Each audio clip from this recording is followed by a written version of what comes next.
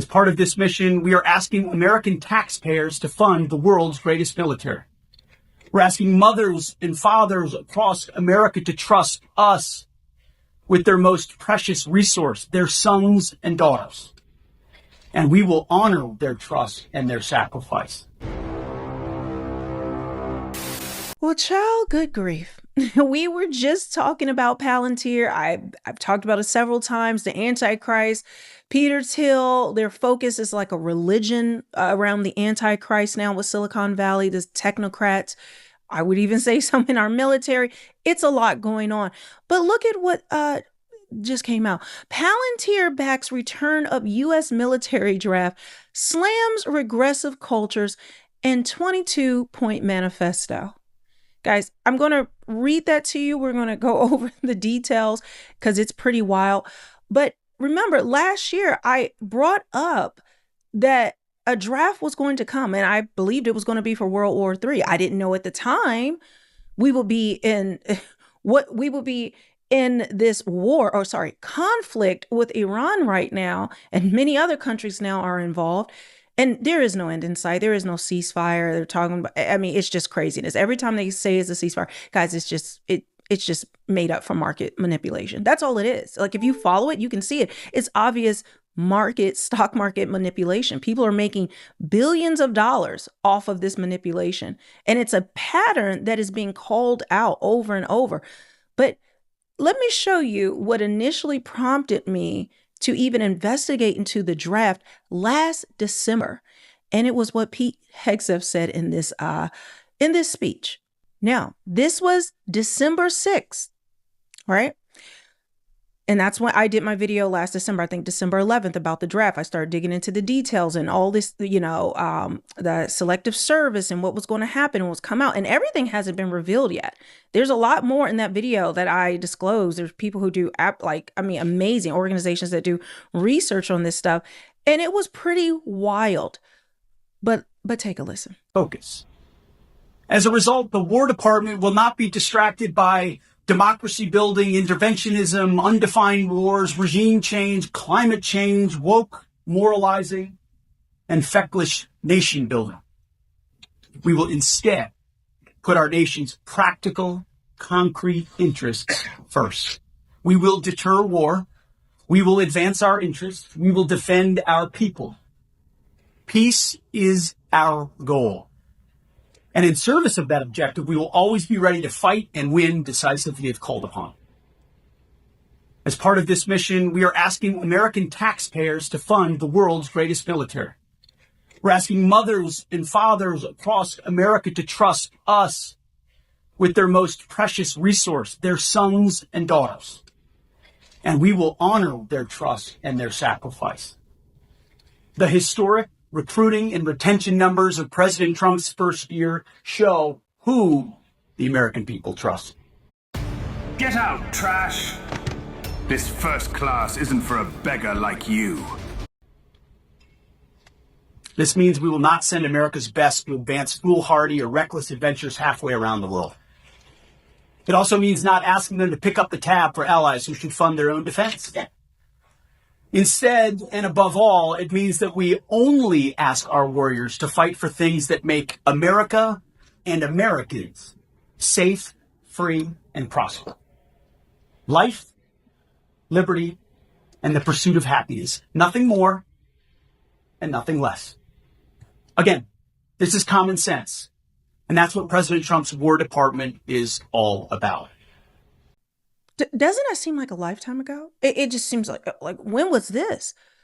Every day it's like it's a new thing. It's a new thing. And it just, December, you could not have told me that right now, this is where we would be in 2026. But they laid it all out. They said there will be war. I showed you the Economist magazine. Everything he said there, the opposite has been done. But the main thing that you need to pay attention to is asking the American taxpayers to trust your most precious resource, I believe the word was, of your sons and daughters with the military. While everything is going on now with this war, how do those words sit with you now? What with them changing the laws as far as the draft and what's going to what they're coming out with? Where does that sit with you?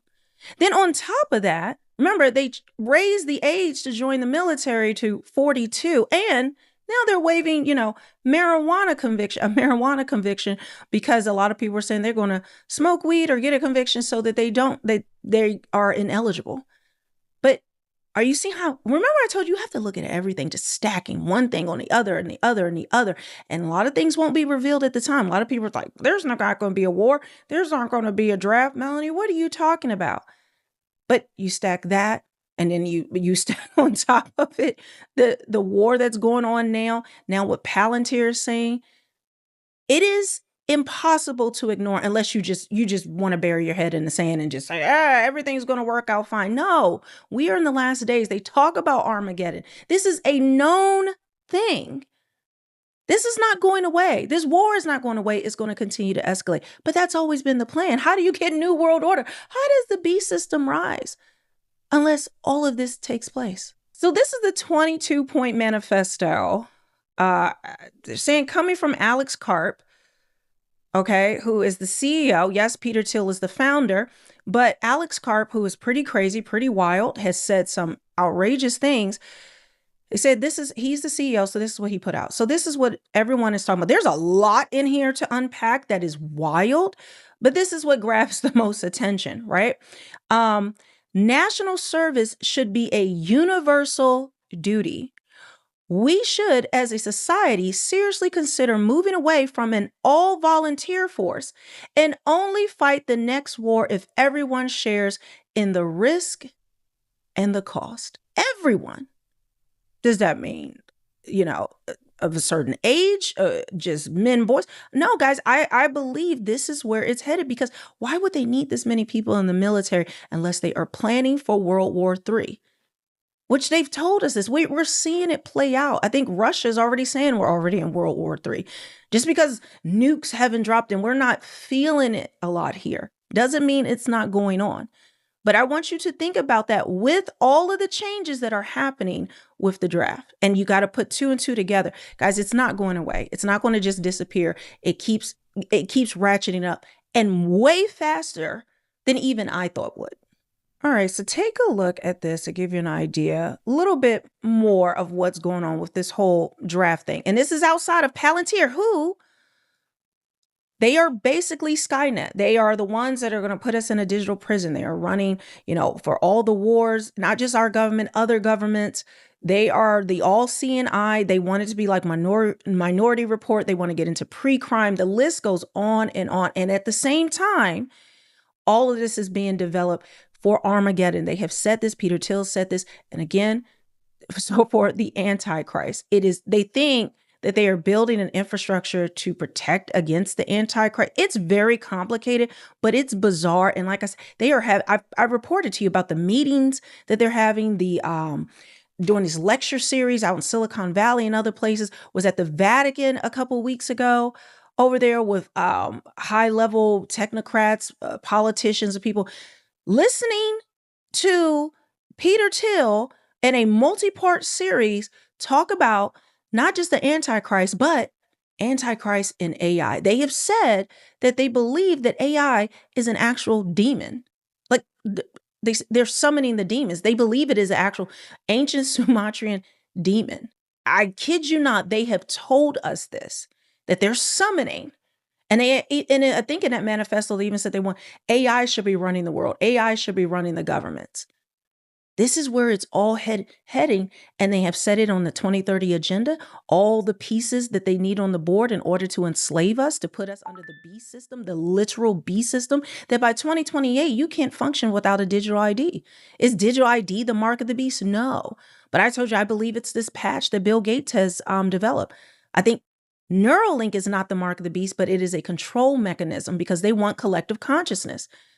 That's what they want. They want collective consciousness so that everyone thinks the same. There is no, and really it's to control us. It's when they say think the same, just like universal high income work will be optional. They just want everyone to be happy. That all these billions, they just want all of us to be happy. They want all of us to be taken care of with universal high income. They want us to They want to fund our life, even though we don't work. The AI is going to take all our jobs. They said they just want to make sure that we are fed and happy and we're living in this utopia. Since when? Since when? That makes absolutely no sense. No, they need us for this. They need us to be their cattle. But that's always been the plan. Even the Bible itself talks about this. American men will soon be automatically signed up for the military draft. Here's what to know about the new process in 60 seconds. American men are, for the first time, set to be automatically registered for the military draft. Congress approved the change in the 2026 National Defense Authorization Act, signed into law by President Donald Trump. Supporters of the plan say that shifts responsibility from individuals to the government and would reduce administrative costs. But critics are worried that the use of men's federal data is a violation of privacy and signals a shift towards more military conflicts. The U.S. has not had a draft since 1973 during the Vietnam War, and any future draft would require approval from Congress and the president. If a draft were authorized, a random lottery would be held to decide the order in which people are called to serve. Women are not required to register, though they can voluntarily serve in the military. Some men would still be able to seek exemptions by filing as a conscientious objector if he has religious or moral objections. However, the agency in charge has warned that political objections cannot be used as a reason not. Do you see this? And do you see this? Just wait for the hooded to serve. And it's not just, Palantir. They're all in on it. They're all in on it. These billionaires are building themselves these safe bunkers and these safe spaces, not because they think there'll be nuclear fallout. I believe nuclear bombs is a psyop. I'm still working on putting out a video, but this has been thoroughly talked about, research. A lot of people do not believe it because they use it as a threat. Anything they continue to use as a threat, the government and the world, just to keep us under control, guys, it automatically, something to me said, And I know they've lied about our whole history. Everything has been a lie. Why wouldn't that be a lie? And then once I show you guys some of the details, it's going to blow your mind. But keep in mind, we've gone to war over the threat of nuclear weapons, nuclear bombs. Millions of lives have been lost with these wars, with the threat of nuclear bombs. Like, it's just, when you look at it, and even now the war we're in is because of nuclear threat, a nuclear bomb, it just feels like propaganda and as an excuse in order to go to war. I can't prove it definitively. I'm telling you what's been in my spirit and what I know the Bible says. And that even gets into the book of Enoch. God is not going to allow man to destroy this world, right? So the Bible is clear about that. And that's why I don't think they have those capabilities at all. I just don't.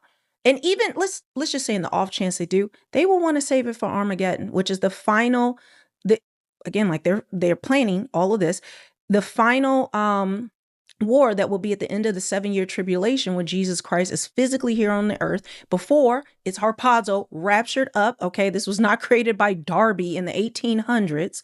It was written about, even going back to and preached about, going back to the 4th century. I don't know why people say that. And it's in the Bible, if you know the Greek and Hebrew and all of that. But again, if you want to be here for the tribulation, I am not going to stop you. I know my God is not going to leave me to suffer that wrath. And that's why I have joy in my heart, right? But we're going to be harpazo in the cloud. And then at the final judgment, we return with Jesus Christ for Armageddon. And that is going to be the war that actually ends the entire, the world as we know it, the earth as we know it. But listen to what is going on with these billionaires, because they if this ties into the military draft, if they force people into the military, with the vigilantism and, all of the things that, how angry people will be in this country, especially young men who have nothing to lose. What do you think that's going to look like? Right? What do you think they're not going to be hunting these people down? And these billionaires are all afraid of this revolt, this civil war against them. They're afraid of the people coming together. Right. And so that is a lot of, again, like I said, I don't think it's for nuclear war. I just don't. It is to protect themselves from us. Someone tried to firebomb Sam Altman's house, the CEO of OpenAI, which is the company that created ChatGPT. And the person who allegedly did it was motivated by the fear of development over AI. And this has Sam Altman spooked. Not even 24 hours after the incident, Sam Altman posted a picture on his blog of his husband with their human shield, son, saying, "Please don't kill me, look at my baby boy." Then he goes on to say, sure, there are concerns over AI, but we can address all these things through policy changes, which OpenAI are conveniently pushing. But in private, a lot of these tech CEOs are preparing for a scenario where AI collapses society. In a 2016 interview, Sam Altman once revealed that when he and his friends get drunk together, they inevitably talk about the collapse of society. And one of their top theories was always that AI would turn on humans. He goes on to add that preparing for the apocalypse is one of his favorite hobbies, and that he keeps a stash of guns, gold, potassium iodide, antibiotics, water, gas masks from the Israel Defense Force, and a big patch of land in Big Sur that he can fly to. He also said that he has a pact with Peter Thiel, the chairman of Palantir, that in the event of a collapse, they would fly together to Peter Thiel's 477-acre compound in New Zealand. New Zealand is actually becoming such a popular hotspot for billionaire hideouts that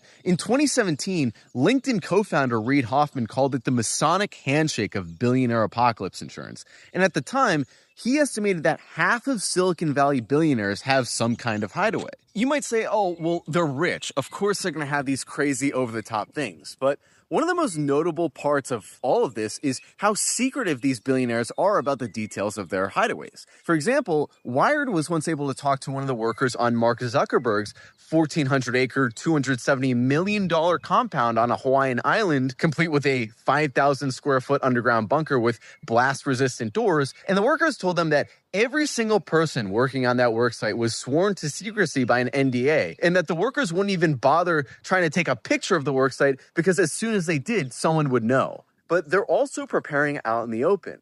Since 2021, the S&P 500 companies have more than doubled their spending on executive security. Another trend among the elite is that they're buying out entire neighborhoods together and walling themselves off from the rest of society with AI threat prediction systems, drones, and 24/7 armed security. But also things like preschools that can only be used by people in the community. These communities are often built on islands with a dozen or so families and property values starting in the tens of millions. And sometimes these islands are right in the middle of a major city. In other words, they can read the writing on the wall. The point of this video is not to scare anyone. It's just to point out that whether or not you take these scenarios seriously, the elite definitely do.